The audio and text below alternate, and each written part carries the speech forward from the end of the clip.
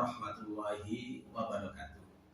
Perkenalkan, nama saya Dr. Muhammad Soleh, SH, MHum, dosen pada program studi ilmu hukum Fakultas Hukum Universitas Wisnu Ardana Malang dengan nomor induk dosen 07 04 09 67 02. Pada kesempatan ini, saya akan menjelaskan mata kuliah yang saya ampuh di program studi ilmu hukum Fakultas Hukum Universitas Wisnu Ardana Malang, yaitu mata kuliah Hukum Pemerintahan Daerah. Mata kuliah Hukum Pemerintahan Daerah adalah mata kuliah wajib bagi mahasiswa Fakultas Hukum yang disampaikan pada semester 5 dengan bobot 2 satuan kredit semester. Adapun capaian pembelajaran pada program studi yang dibebankan pada mata kuliah ada 5, yaitu 1. Mahasiswa menunjukkan sikap yang bertanggung jawab atas pekerjaan di bidang keahlian hukum secara mandiri. 2. Mahasiswa mampu menguasai konsep, teori, dan asas hukum. 3. Mahasiswa mampu menerapkan pemikiran logis, kritis, sistematis, dan inovatif dalam konteks pengembangan hukum. 4. Mahasiswa mampu menunjukkan kinerja yang mandiri, bermutu, dan terukur. 5. Mahasiswa mampu mengambil keputusan secara tepat dalam konteks penyelesaian masalah hukum berdasarkan hasil analisis terhadap informasi dan data. Capaian pembelajaran mata kuliah Hukum Pemerintahan Daerah yang merujuk pada capaian pembelajaran program studi ada 3, yaitu 1. Mahasiswa mampu memahami, menganalisis, dan mendeskripsikan konsep, teori, asas hukum pemerintahan daerah secara bertanggung jawab. 2. Mahasiswa terampil melakukan penelitian dan menganalisis masalah hukum pemerintahan daerah secara bertanggung jawab. 3. Mahasiswa terampil menyelesaikan masalah hukum pemerintahan daerah dengan mandiri maupun kolaborasi secara bertanggung jawab. Adapun sub capaian pembelajaran mata kuliah Hukum Pemerintahan Daerah yang merujuk pada capaian pembelajaran mata kuliah yang ditentukan dari capaian pembelajaran mata kuliah ada 7, yaitu 1. Mahasiswa mampu memahami, menganalisis, dan mendeskripsikan konsep, teori, tipologi hukum. 2. Mahasiswa terampil menganalisis dan mendeskripsikan teori desentralisasi, dekonsentrasi, tugas pembantuan, dan otonomi daerah. 3. Mahasiswa terampil menganalisis, mendeskripsikan politik hukum pemerintahan daerah berdasarkan Undang-Undang Nomor 23 Tahun 2014 tentang pemerintahan daerah beserta perubahan-perubahannya. 4. Mahasiswa terampil menganalisis dan mendeskripsikan asas-asas pemerintahan daerah dan tata kelola pemerintahan daerah yang baik. 5. Mahasiswa terampil menganalisis, mendeskripsikan hubungan pemerintahan, pembinaan, dan pengawasan pemerintahan daerah. 6. Mahasiswa terampil menganalisis, mendeskripsikan proses perancangan, pembahasan, dan pengesahan serta penetapan peraturan daerah. 7. Mahasiswa terampil menganalisis dan mendeskripsikan sejarah perkembangan pemerintahan daerah di Indonesia. Ketujuh, sub capaian pembelajaran mata kuliah saya sampaikan dan saya diskusikan dengan mahasiswa dalam 14 kali pertemuan atau tatap muka. Adapun untuk mewujudkan capaian pembelajaran mata kuliah dan sub capaian pembelajaran mata kuliah, maka metode pembelajaran yang saya gunakan adalah pertama ceramah, kedua diskusi, ketiga presentasi, tugas bagi mahasiswa. Dalam rangka mewujudkan metode problem based learning, mahasiswa diberi pengantar teori dan contoh-contoh kasus. Selanjutnya, mahasiswa saya beri tugas bagaimana cara menyelesaikan kasus-kasus tersebut dengan menggunakan teori-teori yang sudah saya sampaikan. Dan mahasiswa juga dapat mengembangkan sendiri untuk mencari teori-teori lain sebagai sarana analisis masalah. Dengan memberikan tugas kepada mahasiswa untuk menganalisis masalah dan mendeskripsikan jawabannya berdasarkan teori-teori yang mahasiswa kembangkan sendiri, berikut juga yang telah saya sampaikan, mahasiswa mempresentasikan dalam kelas. Maka metode pembelajaran dengan sistem student centered learning juga terlampau. Di samping itu, metode yang selalu saya gunakan dalam rangka mewujudkan problem based learning dan student centered learning pada setiap pertemuan untuk membahas subcapaian pembelajaran mata kuliah, selalu saya sisipkan pertanyaan-pertanyaan untuk merangsang mahasiswa untuk lebih mengetahui permasalahan-permasalahan yang up to date. Kepada mahasiswa dan saya juga paparkan kasus-kasus yang up to date untuk saya tanyakan bagaimana memecahkan masalahnya atau menyelesaikan masalah tersebut, dengan harapan agar mahasiswa tertantang untuk menunjukkan kemampuannya dalam kelas dalam menyelesaikan masalah. Selain itu, mahasiswa saya minta untuk membentuk kelompok-kelompok dalam rangka mendiskusikan masalah-masalah yang sudah saya sampaikan untuk mengetahui kemampuan kerja kelompok masing-masing. Masing-masing kelompok dalam menyelesaikan masalah dengan cara presentasi hasil makalahnya. Selain tugas-tugas kelompok, mahasiswa juga saya berikan tugas-tugas mandiri untuk mengukur kemampuan mahasiswa dalam menyerap hasil perkuliahan dan kemandirian dalam menyelesaikan topik-topik masalah yang up to date yang sudah saya tugaskan kepada mereka. Adapun komponen penilaian yang saya gunakan adalah sebagai berikut. 1. Kehadiran adalah 25%. Kehadiran ini saya bagi lagi menjadi kehadiran ketika tatap muka perkuliahan 10% dan keaktifan dalam diskusi di dalam perkuliahan itu 15%. Yang kedua, tugas kelompok 15%, kemudian tugas individu 15%, ujian tengah semester 20% dan ujian akhir semester 25%.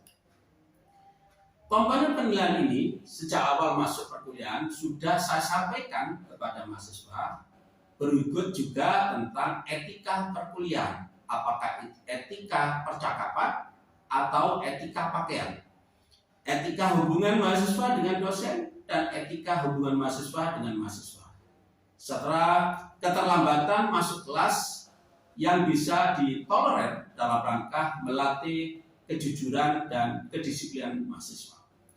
Selanjutnya akan saya tampilkan proses pembelajaran kelas yang sudah saya lakukan dalam mata kuliah Hukum Pemerintahan Daerah pada pertemuan keempat dengan topik desentralisasi.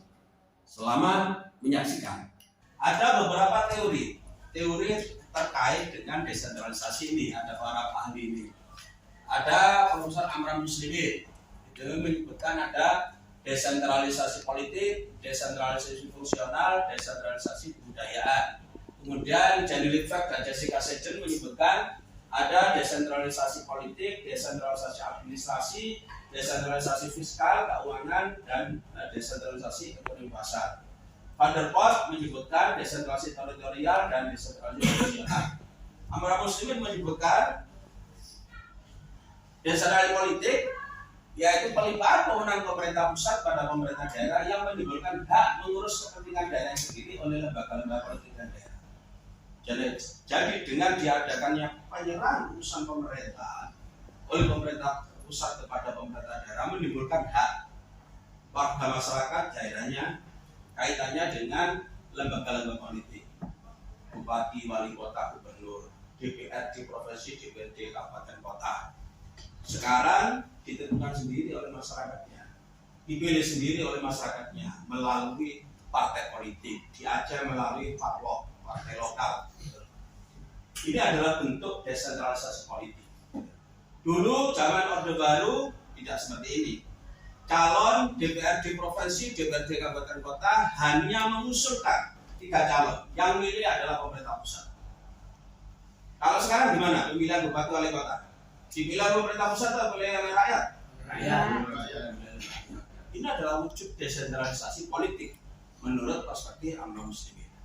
Kita sudah menikmati nggak desentralisasi politik ini?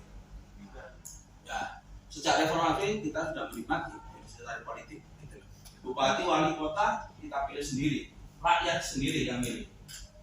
Perkara pemilihan model NPWP ini masing-masing daerah nomor biro, wani biro itu urusan sendiri-sendiri. Demokrasi kita masih seperti itu. Tapi yang jelas ditentukan oleh masyarakat. Prof Mahfud masih mengatakan masih bagus ada parlemen, ada partai politik. Kalau tidak ada parlemen, tidak ada parlemen, yang terjadi adalah otoriter. Ini bentuk demokrasi, walaupun model demokrasinya ya kita masih seperti ini, gitu loh. Yang banyak duit, yang berjuis mesti akan menang, gitu loh. Tapi ya masih lebih bagus daripada tidak ada partai politik, daripada tidak ada demokrasi. Yang ada nanti otoriter. Seperti yang di negara-negara komunis itu partai hanya sekedar Rabenstein. Jadi hanya sekedar ya menjustifikasi pemerintahan. Desentralisasi fungsional yaitu pelimpahan wewenang pemerintah pusat pada golongan masyarakat tertentu daerah untuk mengurus kepentingan sendiri. Pelimpahan wewenang dari pemerintah pusat pada golongan masyarakat tertentu untuk mengurus kepentingannya masyarakat sendiri. Misalkan di Bali ada yang dikenal dengan Subak. Subak itu kelompok masyarakat yang mengurus masalah air di persawahan. Mungkin kalau di Malang, di Pasuruan, misalnya di tempat saya, urusan irigasi ini menjadi urusan pekerjaan umum, urusan pemerintah daerah, PU, gitu. PU bisa bina marga, bisa pekerjaan umum. Tapi kalau di Bali ini sudah dulu, sejak leluhurnya sudah diatur urusan tentang pengairan sawah melalui kelompok masyarakat yang disebut dengan Subak. Nah, pemberian kewenangan mengatur urusan air untuk sawah kepada kelompok masyarakat kecil yang disebut Subak di Bali ini termasuk desentralisasi kebudayaan, desentralisasi fungsional. Yang satunya adalah desentralisasi kebudayaan. Yaitu pelimpahan wewenang pemerintah pusat kepada golongan masyarakat tertentu minoritas untuk penyelenggaraan kebudayaan sendiri, misalkan di kedutaan. Misalnya kedutaan Jepang yang ada di Surabaya atau kedutaan Jerman yang ada di Surabaya. Di dalam teritorialnya, dia bisa melakukan pendidikan untuk karyawan-karyawannya, untuk keluarga-keluarga dari atase yang ada di situ, sesuai dengan pendidikan di negara asalnya. Dia tidak menerapkan pendidikan pada kurikulum pendidikan di pemerintah kita. Nah, ini diberikannya kewenangan ini untuk melakukan kebudayaannya sendiri, ini masuk desentralisasi budaya. Jadi para keluarga-keluarga dosa besar di lingkungan kompleknya, kedutaannya, dia bisa memberikan istilahnya pendidikan homeschooling itu sesuai dengan kurikulum di negara asalnya, bukan kurikulum di negara Indonesia. Apakah itu dari Arab Saudi, apakah dari Italia, dari Jerman, dari Belanda, atau dari Asia, misalkan Jepang, kemudian Korea, Vietnam, ini sesuai dengan tradisi dan budaya masing-masing. Tapi khusus di lingkungan kedutaan. Pemberian kewenangan pendidikan atau kebudayaan untuk mengembangkan budaya sendiri di lingkungan kebudayaan minoritas ini termasuk desentralisasi budaya. Tujuan desentralisasi dari segi ekonomi memanfaatkan sumber daya alam yang ada di daerahnya. Faktor geografi, faktor demografi, penduduk ini harus diutamakan. Bagaimana masyarakatnya bisa sejahtera, meningkat ekonominya. Ini yang sebenarnya tujuan desentralisasi itu. Dan jadi perspektif politik, organisasi, politik kaitannya dengan keterlibatan masyarakat, kemudian dari sebuah organisasi ada efisiensi dan efektivitas, kemudian dari segi kultur atau budaya yang sudah ada dilestarikan, dari segi ekonomi itu meningkatkan kesejahteraan masyarakat. Kalau case-nya masih sampai detik ini masih tidak baik kesejahteraannya, masih kita temukan di Papua itu banyak desa-desa itu yang kepala desanya aja tidak pakai sandal gitu. Ini yang menunjukkan kesejahteraan mereka masih belum jauh dari sempurna. Ini kembali lagi menurut saya faktornya dari para pimpinan yang ada di daerah tersebut. Ada komentar, ada pertanyaan, silakan. Kalau ada komentar, baik itu kaitannya dengan teori desentralisasi maupun tujuan desentralisasi. Ya, boleh. Mengapa kebijakan desentralisasi dianut dalam penyelenggaraan pemerintahan otonomi daerah? Oh ya, mengapa desentralisasi diterapkan di pemerintahan daerah? Ada yang bisa jawab nggak? Bantu, pertanyaan bagus sekali. Ada yang bisa jawab nggak ini? Kenapa kita menerapkan desentralisasi lah kasarannya melalui Undang-Undang 23 tahun 2014? Kenapa kita menerapkan desentralisasi? Izin jawab. Ya. Seperti yang Bapak jelaskan tadi, menurut yang sudah dipaparkan tadi, kenapa desentralisasi itu diserahkan kepada pemerintah daerah? Karena agar tidak terjadi kekuasaan tirani dan agar itu bisa mengimplementasikan demokrasi yang ada di Indonesia sesuai Undang-Undang Dasar Negara Republik Indonesia, sehingga pemerintah daerah dapat mengelola urusan-urusan yang telah diserahkan oleh pemerintah pusat kepada pemerintah daerah. Yang sudah dijelaskan oleh Bapak tadi adalah urusan wajib, urusan konkuren yang telah diserahkan desentralisasi antara pemerintah pusat yang diserahkan kepada pemerintah daerah. Yang lain ada yang bantu? Ada yang bantu? Kenapa? Ya. Kenapa Desentralisasi diterapkan di daerah? Mungkin ini karena semua pekerjaan itu harus di pusat. Contohnya seperti urusan paspor ini juga tidak mungkin harus di Jakarta, sehingga desentralisasi itu diutamakan diberikan sepenuhnya di daerah-daerah supaya urusan-urusannya bisa diselesaikan ke daerah, ya diserahkan ke daerah, sehingga pusat tidak semakin tidak terlalu ribut lagi. lebih efisien dan efektif bisa dilaksanakan di daerah. Yang lain, kenapa desentralisasi diterapkan di Indonesia melalui Undang-Undang 23 tahun 2014? Ada bisa jawab? Mungkin dari desentralisasi tadi mungkin itu berpengaruh pada tujuan desentralisasi, karena kita tahu bersama bahwa di bangsa Indonesia ini terbagi dari beberapa suku yang punya atau keturunan yang berbeda. Artinya dalam ketika misalnya di Papua itu dikasih otonomi daerah misalnya atau kebijakan daerah, artinya di situ dengan asas pertimbangan mungkin dari kulturnya seperti apa seperti itu. Jadi salah satunya adalah melestarikan kultur, melindungi kultur yang ada. Yang lain, kenapa desentralisasi diterapkan di Indonesia? Ayo yang jawab ini. Kenapa desentralisasi diterapkan? Untuk meningkatkan kesejahteraan dan menjadi salah satu upaya mengurangi angka kemiskinan di daerah. Masuk. Kenapa desentralisasi dibutuhkan untuk kelancaran pembangunan atau pemerataan pembangunan di daerah? Izin dari saya Pak. Ya. tujuan desentralisasi yang ada pada negara Indonesia ini berbicara soal kewenangan dan tugas pada pemerintah tersebut.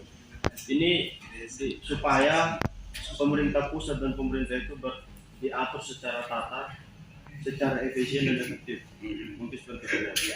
Hal-hal yang bisa dikerjakan oleh daerah dikerjakan sendiri. Umumnya adalah unitaris dan federalis. Unitaris adalah negara kesatuan, tidak ada negara dalam negara. Yang ada desentralisasi. Pemerintah provinsi, pemerintah kabupaten adalah desentralisasi, yaitu menerima penyerahan dari pemerintah pusat pada pemerintah daerah. Tujuannya apa? Ya ini. Dari segi politik, dari segi teknis organisasi, dari segi kultur, dari segi ekonomi, agar pendemokrasian masyarakat, agar efisien dan efektif penyelenggaraan pemerintahan. Apa-apa yang bisa dikerjakan oleh daerah tidak harus dikerjakan oleh pemerintah pusat. Agar kultur yang sudah ada ini dilestarikan, dibudayakan, gitu loh. Ada di Aceh adalah kaitannya syariat Islam, kemudian di Papua kaitannya dengan budaya-budayaan, di Yogyakarta, Surakarta juga sama kebudayaan-budayaan. Gitu. Ini yang wujudnya desentralisasi. Dari segi ekonomi pasar, bagaimana agar diberikannya desentralisasi pada daerah, masyarakat daerah ini adalah bisa kaya-kaya, bisa sejahtera. Karena apa? Sumber daya ekonominya ada di daerah, sumber daya mineral, sumber daya alam ada di daerah, bukan di Jakarta, gitu. Sumber daya alam ini ya di daerah-daerah tersebut, gitu loh. Kemudian sumber daya manusianya juga sama, SDM-nya, demografinya sama di daerah, gitu loh. Agar ini bagaimana pemerintah daerah ini bisa meningkatkan potensi yang ada ini untuk kesejahteraan masyarakat. Jadi di samping daripada konsekuensi daripada bentuk negara kesatuan yang itu diselangkan desentralisasi, penyerahan sebagai pusat, nanti pemerintah daerah itu bertanggung jawab pada pemerintah pusat, melaporkan kegiatannya gitu. Agar untuk kemandirian tadi dari sisi politik, dari sisi administrasi, dari sisi ekonomi, dari sisi kebudayaan, ini agar tercipta seperti itu. Ujung-ujungnya apa? Tetap sesuai dengan konsideran tujuan daripada Undang-Undang 23 tahun 2014, mempercepat terwujudnya kesejahteraan masyarakat. Jadi diberikan leluasa ini. Kalau dulu zaman saya ya sebelum reformasi lah, ini daerah-daerah miskin sekali. Karena apa? Pendapatannya hanya dasar dari PADS tadi, pendapatan asli daerah, pajak dan retribusi. Kalau sekarang daerah dari Sabang sampai Merauke kaya-kaya semua. Karena apa? Pendapatan dari Sabang sampai Merauke diambil oleh Jakarta. Jakarta didistribusikan kepada sekian provinsi dan sekian kabupaten kota melalui dana alokasi umum, dana alokasi khusus, dan dana perimbangan. Pernah melihat nggak di Papua ada pesawat jatuh muat jutaan uang itu? Ini menunjukkan bahwasanya sudah mestinya kaya semua dari Sabang sampai Merauke kaya semua. Demikian cuplikan perkuliahan yang sudah saya lakukan dalam mata kuliah hukum pemerintahan daerah dengan subbahasan desentralisasi. Semoga bermanfaat. Saya Muhammad Soleh pamit undur diri. Mohon maaf atas segala kekurangan. Saya akhiri. Wassalamualaikum warahmatullahi wabarakatuh. Universitas Wisnuwardana Malang, develop you to be good, better, and the best.